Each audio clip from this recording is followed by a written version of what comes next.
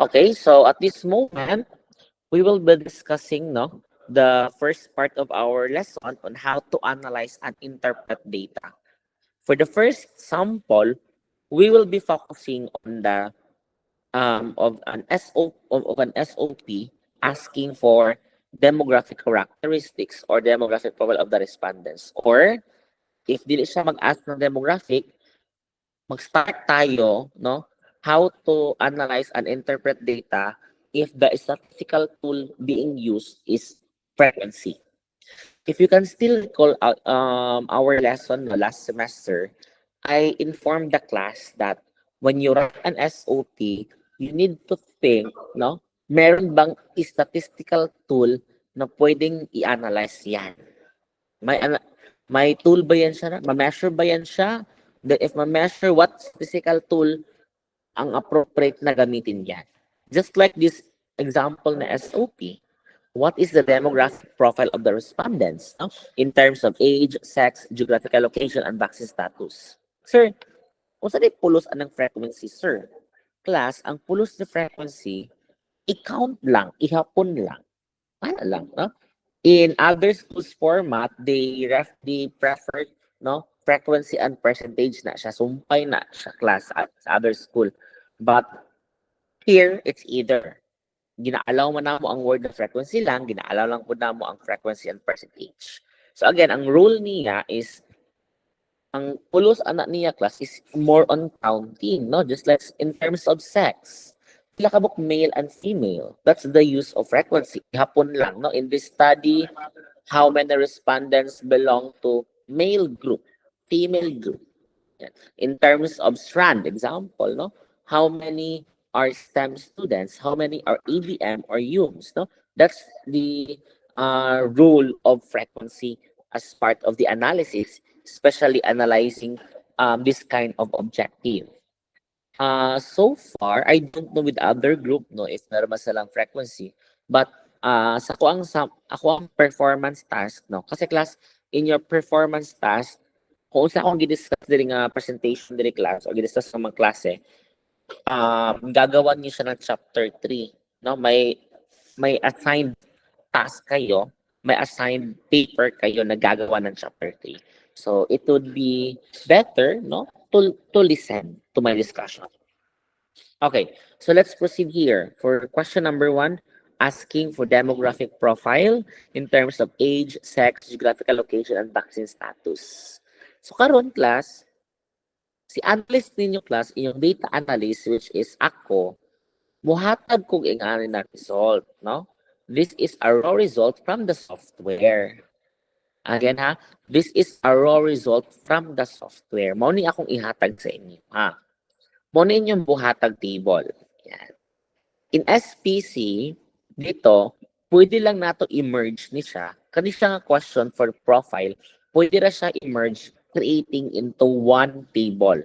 In other school, just like Ateneo, BBC, I've noticed na gina-separate nila ang table per profile. Yan yung muna akong na-observe, because I analyze data from doon, So I've encountered that they were being suggested by their panelists or mentor that in demographic profiles, the way you present the profiles, dapat naka-separate table each daw. But here in SPC, it's okay to create this one into one table only.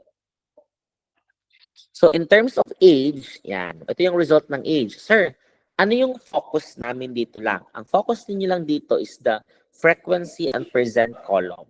Yan, Kung titingnan natin dito, 18 years old below, in this study, there are only 18 students, whose age is 18 years old and below. There are 118 students whose age is 19 to 20 years old. Then, mo na ang corresponding percent. Mo na ang corresponding percent niya. For age 23 years old and above, there 10 kabuok. Yan. Kanilang inyong i-focus. Ay, napilang total, wala na ilabot, Yan. Kaning valid percent o cumulative percent, ay na siya apila. Again, we will focus on this area. Itong being highlighted here.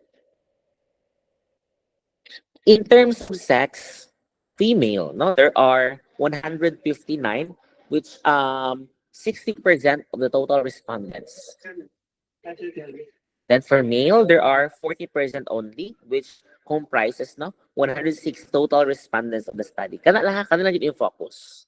Then for location, makita po nato diri. And then for vaccine status, makita po nato siya diri. So in this study, there were only 2 respondents who are unvaccinated. Yan. Sir, ang saan pagbuhat og table?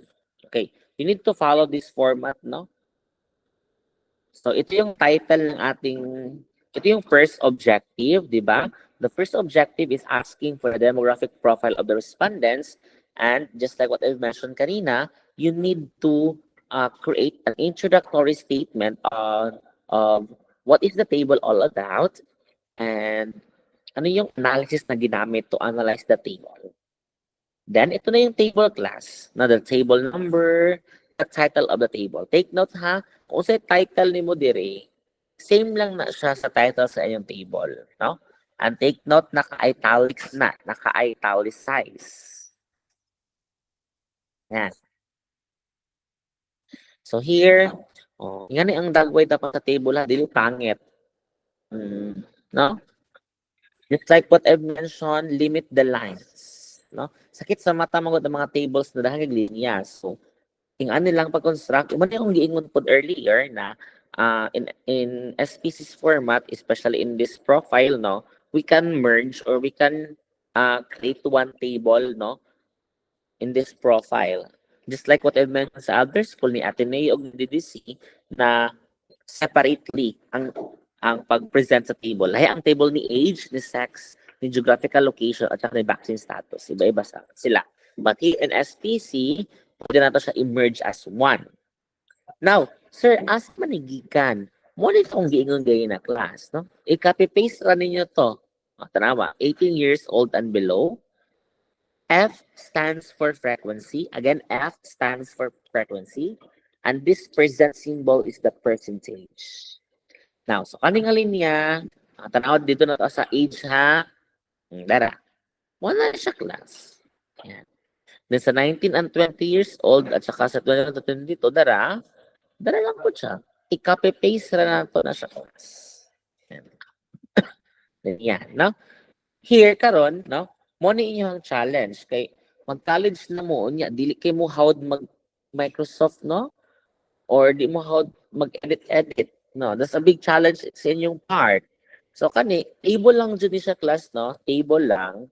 Then ay mga merge na hitabo, no? Dapat mag-practice na mo ha kay in the workplace via, no, or work environment, Microsoft skills, no, is very important.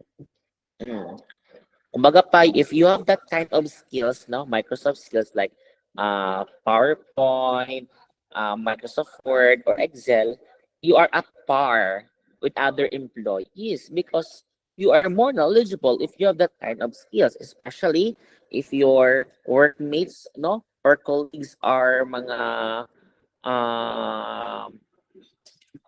dili ka sila hawd or sabadi, they are not adaptive on the use of technology. So kung hawd kag ingan, of course, mura ingon sila hawdan nimo oy, no? Muna ka mo kana yung sige TikTok dira sa inyong klase sa vacant time, better use your vacant time, no, to enhance your Microsoft skills, especially editing, writing, no, in Google Docs, Google Sheets. Yan. So ito ha, sir, yun sa mo na siya pagbuhat. Nagbuhat lang siya kung table anak class. Ha, ibutan na to. Okay. Let's have the original table.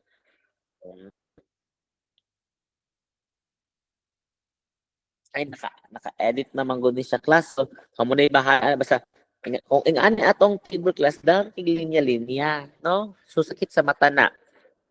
Based on the format, abiding also and abiding the APS 7th edition format, to limit the use of lines. Yan. Kung saan pagwala sa lines, ato lang ka sa settings sa Microsoft Word. Pareani. Then,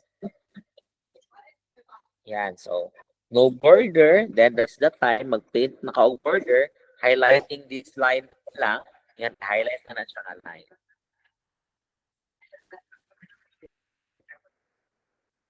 Yan. Then, class, it would be more appropriate if we will leave a space here, no? Kaya kung ato na siyang kuanon class, dikit ra kaayo siya, which may maghatag siya og confusion sa reader. Then magbasa, mag-leave lang ta og one single space diri nga area para dili ka siya dikit ang profile. So again, dapat ang dagwise sa inyong table if you will use frequency ang analysis. Again na, ang dagway kung mag-ask mo frequency ang analysis. So, after the table, that's the time i-present na ninyo ang result para ani, no? Sir, unsay strategy nimo, sir? Or saan mo pag-present ang result? So, karon, kung unsa ang profile na unang gi-present diri, maupod siya dapat ang unang i-present sa result diri, no? Naka-align siya dapat. Kung kinsa ang pinakauna, siya ang unang i-present. Then, dire, kung kinsa ang pinakadako, siya ang unang i-present. So, in this situation, kasi majority dire, pinakadako ang frequency. As you can see, ang pinakadako ang frequency are those respondents whose age is 21 to 22 years old. Mo siyang dapat una i-present. Then, to be followed by second highest, then, basta ang last kay lowest. Then pag human mo ang profile, proceed na dayon mo sa sex, no? Next profile na po. Next, pag human na po, na po nga profile. And so on and so forth. Until mahuman mo. No? Until mahuman o present ang lahat ng profiles. Just like this example. As presented in table 1 is the demographic profile of the respondents.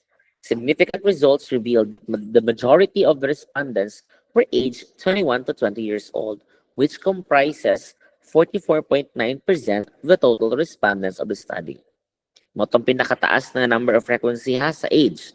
Also, another significant number of respondents aged between 19 and 20 years old. Yan, moto siya ang kaduha. 118 or 44.5%. Then meanwhile, 18 or 6.8% are respondents aged 18 years old and below.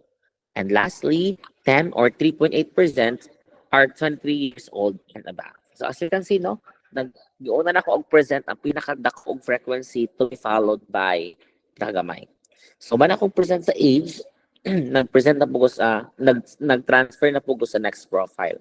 So also depicted in table 1 is the sex of the respondents. Most respondents are female, 159 or 60%, while 106 or 40% are male. Manata sa sex. And another profile na pod regarding their geographical location, most of the respondents are situated in an urban area, while 88 or 33.2% are located in rural areas. Now, na po sa isa ka profile, then proceed to another profile. As to their vaccination status, the majority are vaccinated, which comprises 99.2% of the total respondents. Nevertheless, only 2 or 0.8% of the respondents are unvaccinated. So, na-present na tanang profile, na-present na nato tanang profile, class, before the last statement, no? The last statement is the concluding statement, no? Summarizing the mode, no? Summarizing the mode or the kung unsa tong mga pinakadakog frequency per profile. Sa age, 21 to 20 years old. Sa sex, female. Sa geographical location is urban. Sa vaccine status is vaccinated. So you need to create a statement focusing or highlighting those majority profile. So dara ang concluding statement, no? Thus, most of the respondents are vaccinated female malit na akong grammar.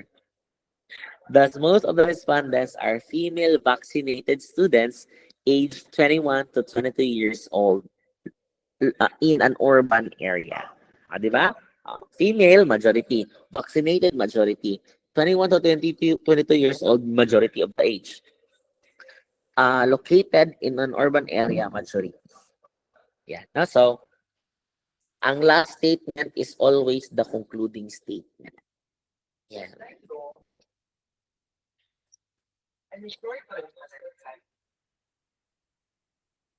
So here, no, ang inyong sample, no, I mean, how you will write chapter 3 if your analysis is frequency. Okay, so please take note, ha?